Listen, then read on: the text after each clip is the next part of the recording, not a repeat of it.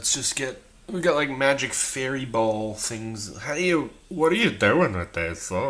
Hey, what's up, guys? This is Jake with the Code Duck channel, and we're actually going to talk about code today. Believe it or not, Code Duck mostly has been about books so far, and this is not prose duck or poetry duck or book duck even. This is Code Duck, so I'm going to talk to you guys a little bit about code and 5 things that you may not know about programming. Now, I know programming is a hot topic nowadays. Everybody and their cousin can set up shop doing WordPress or Drupal development or web development, and it's really, really popular. People doing transitions from careers in accounting and finance, legal careers.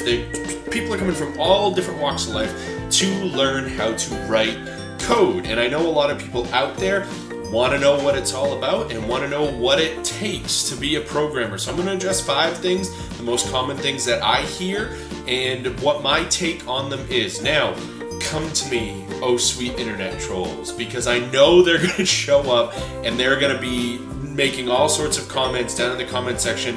This will probably be the most commented video I have so far. It will probably all be negative, so just please ignore that. You will find, if you decide to foray into programming, programmers are very, very opinionated, and only the good ones really shut up about it. So usually, if you're gonna comment and leave, trollish comments in the comments, basically know that all you're doing is letting everyone in the world know that you're not good enough at programming, or rather you're not confident enough in your own ability to program that you can be quiet about it, because we all know that quiet confidence is true confidence, not needing to brag about stuff. So I'm not going to talk about my journey. I'm going to talk about my opinions on things and what budding programmers or people who want to get into it think they know, and what actually the case is in the programming world. Can you break into it? What's going on? How do you get into this industry? And we're going to talk a little bit about that. Number 1, programming is not just for geniuses.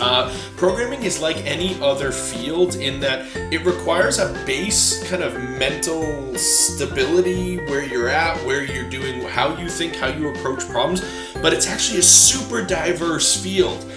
Back when computing was new, even in like the 60s and the 70s, yes, you did typically need to be a doctorate or some sort of mechanical or electrical engineer in order to understand programming, but it's come a long way since then. In fact, the fathers of the modern web and the mothers of the modern web and the modern technical world, a lot of them were self-taught. A lot of them just hacked stuff together until they knew what they were doing, and there was no college degree for it. There was no instruction for it. You just put it together. So programming is never been more accessible. It's never been more approachable for anybody. It's such a diverse field. There are developers that are super creatives. There are developers that are math majors, design majors, engineering guys and girls, but there's also people that come from financial backgrounds. There's data scientists that were typically just data analysts that didn't even really program all that much. They were just statistics folks.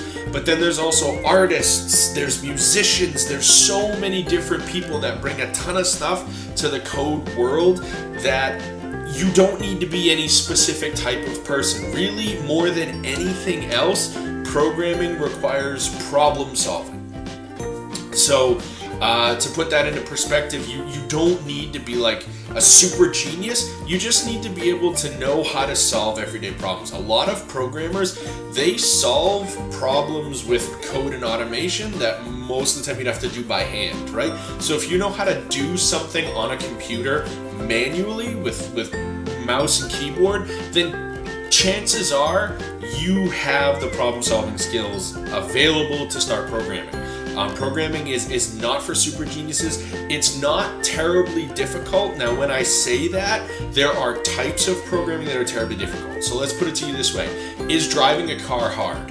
For some of us, it may be harder than others, but driving a car in everyday traffic is not a terribly difficult thing. All it really requires is experience and a basic understanding of the ground rules. Now, is driving a race car in a Formula 1 race, is driving a Formula 1 car hard?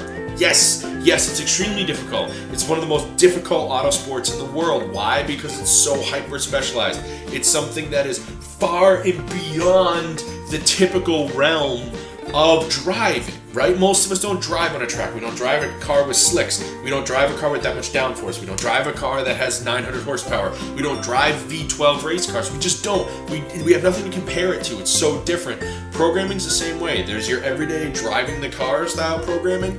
Then there's more creative style stuff. There's like the food truck part of programming, which is more the creative end, developing solutions that people want face to face. Then there's the race car driving, which is your AI, your machine learning development, your systems programming, scaling, and developing containerization and doing the Linux kernel and things like that. So there's so many different levels. It's not just one basic like amalgamous level of programming. There's so much diversity that you don't need to be a super genius. Another one is you do not need college to learn to program. Now I know, again, this is probably where a lot of trolls are going to break out in arguments, and I will let you know I will ban comments that become argumentative. This is a channel that is largely intended for constructive conversation. We're not going to fight in the comment section, so you have been warned. But you don't need college to learn it. Like I said before, so many of the creators of the modern world's technical scene were self-taught in programming. There was a time when there was no computer science degree. There was no computer technology degree. There was no machine learning. There was no masters in computer science and engineering. This stuff didn't exist. People just sat down with their Commodore machines and they figured it out. So many kids that were like teenagers in the 80s are now running tech startups. They got their degrees eventually, but only because it would have helped them take the next step. I feel that the entry point to programming, even getting your first job, even becoming a lead developer, that is largely a self-taught thing. I'm self-taught. I've never spent a day on a college campus as a student. My entire body of work has come from either on-the-job training, being mentored by really fabulous people, and learning while doing. That's how I learn. That's my particular way of doing it. Now, what college will do is it will give you a working knowledge of programming in a relatively short period of time. My self-teaching to the point where I got now, I've been writing code for about 10 years, and I feel like at this point, if I had been in college, I probably would be to the place that I am. If I took a 4-year degree, I probably would be where I am now, probably in only 9 years instead of 10. But the thing of it is, like anything, a university degree, industry certifications, they're great for getting your first job because you have no job experience and you therefore, you therefore have nothing to show that you have skills that you can demonstrate, okay? But after that, it's all experience, it's all what you've done, and it's all relative demonstratable work. Programming is one of the great industries where it's a meritocracy, and there are super caveats to that. In fact, minorities, underrepresented demographics, women, they are still having a hard time in programming. And for guys watching this, if you're not in the programming space and you want to get into there, please know that women and minorities in this field and in any field, but especially in this field where they're treated like second-class citizens a lot, they are just as capable as we are. Yes, I am a white heterosexual male. I get that. I am the majority in a lot of these things, but we have to understand that this is a community where everybody brings something to the table. Everybody in every walk of life has a different slant at which they view things. So a circle, like a hole, is made up of angles, right? A pie even is a bunch of different angles. You may see it at one angle, whereas somebody else sees it at a complementary angle. A woman from India or from Pakistan or from Iraq or from Iran or from North Africa or South Africa, they may have that piece of the chart, the pie chart that you're missing, that your team is missing. Everybody brings something relevant to this space, so keep that in mind. So let's get back to it. You don't need college. You also can learn it 100% free. There are a ton of places out there like Coursera, there's Free Code Camp, there's Codecademy. There's so many places where you can learn this stuff for free with videos, with instructors, with people you can actually talk to. You can go into forums, you can read documentation. you can eventually spend money on things like Treehouse, teamtreehouse.com. I maintain a subscription to that website because it helps you to brush up on things, and I learn better through videos than I do by reading docs. But ultimately, don't spend money on something like this, on a learning course, unless you either learn best through direction or you really need to learn quickly. Because those courses, any course largely teaches you what to type, but not why you're typing it, okay? So we need to not, when we learn programming, we don't need to just learn the commands, we need to learn why we're doing that and why it's relevant, because if we don't know that, then ultimately we're just dictating what our instructor told us, and that doesn't help us understand, it just helps us do, but we'll never advance beyond that. So that's another thing. You can learn it for free, and you don't need college to do it either. Again, I covered 4. Programming is more about problem solving than math. A lot of people think I'm not good at math, I can't be a programmer. I was terrible at math when I started programming. I hated it so much. I was not good at it at all. That was loud. I was not good at math at all. I hated it. And I felt like that was a barrier between me and code. And it turns out it wasn't. It really wasn't, because so much of what you write in code does not require all that much math. A computer's a giant calculator. Part of our job is to make the computer do stuff we don't want to do, and a computer basically is a big calculator answering true-false questions all day long. So yeah, it can do the math for you.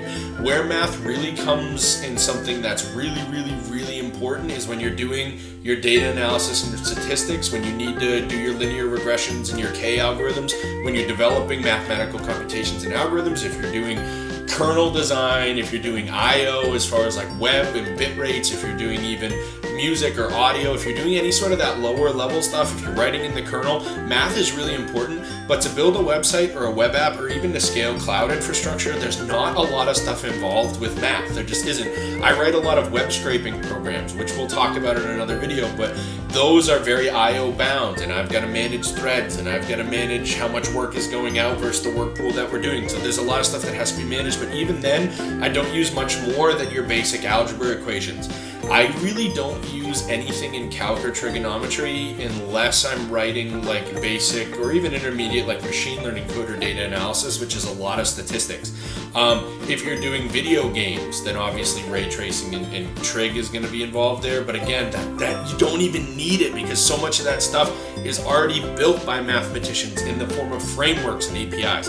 So don't be scared by that. Math is not an entry point to programming. It's not. You don't need it to be good at programming. Later on in your life, when you want to get really cool into the low-level stuff, down to the bare metal, and be really into doing things and managing memory and not using garbage collection, like all this crazy stuff, if you want to get into that, you know, let yourself just have fun with doing the commands that you know and learning a language and learning how computers work before you worry about how to tear them apart mathematically, because that's just not going to help you right away and you're not going to need it. Some people go their entire careers doing really important stuff in computing and never use more than like basic algebra. And we're talking like X equals YZ, like we're not even talking complicated stuff.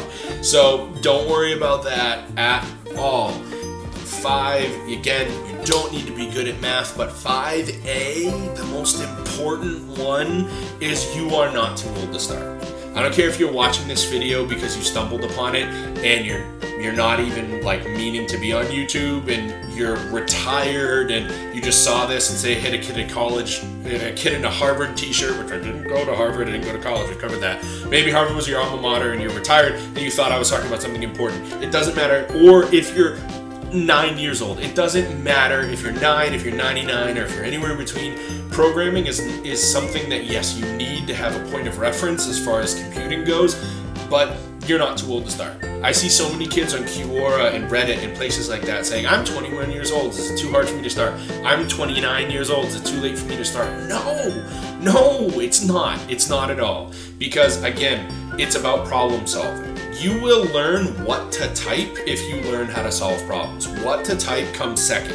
If you've got a head for being able to figure things out, and I don't mean even technically, just if you run into a problem in everyday life and you figure out a nifty way to get it done, you can do programming. you can absolutely do programming. Programming is not this scary monolithic thing that only super geniuses at Google can do. There are super geniuses at Google, but there are also super geniuses at working at little startups in Portland, Maine, where I live, that like not many people have even been to or heard of. Silicon Valley is not the only place to find super geniuses, and there are a lot of dolts working in Silicon Valley as well who are in their position and will always be in that position, never go any further. Programming is like any other field, okay? And it's not so complicated like being a doctor or a lawyer that you even need a degree to do it. If you can be a software engineer, which I am, without a college degree, then it's not an impossible field to work with.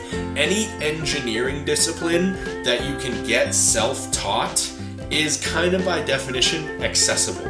Okay, it's accessible. I couldn't be a self-taught electrical engineer. I couldn't be a self-taught mechanical engineer. That's just not a field you can be self-taught in for the most part. But programming is there for you. It's good for you. Now, all these things we can talk about. I can teach you programming. I love teaching people how to write code because I think it's a really fulfilling way to solve problems. So if you like this kind of content, if you guys would like to see a beginner programming tutorial that we're going to do in Python, because that's my everyday language. I know others like Go and Rust and C and C++. I know those, but I'm not going to get into those because I don't know them well enough to teach them the way that somebody like you would need them. But if you want to see a Python tutorial that covers everything from your hello worlds, which is like your typical beginner program, like your first program ever, all the way up to building, you know, a web scraper that can gather data from 20 different websites, or to a web application where you can host your own Reddit forum clone or something like that, leave a comment in the description.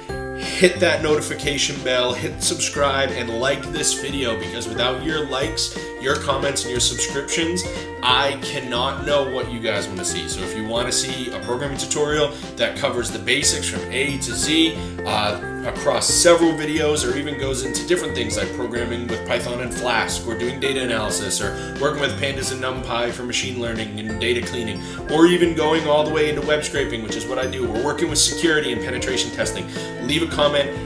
Give likes to this video if you want to see that stuff. Hit the notification bell, the subscribe button, so that you guys never miss any new content. And we will see you in the next episode. I really hope that you guys enjoy this. I would love to do a tutorial for you. And if I don't hear from anybody, and if nobody gives any likes, I'm going to start working on a video tutorial for Python web development anyway. You have no choice. So either way, if you want to see something other than Python web development, like data analysis, data science, or web scraping, leave a comment, subscribe, notification bell, and I will see you guys in the next episode. This is Jake with CodeDuck signing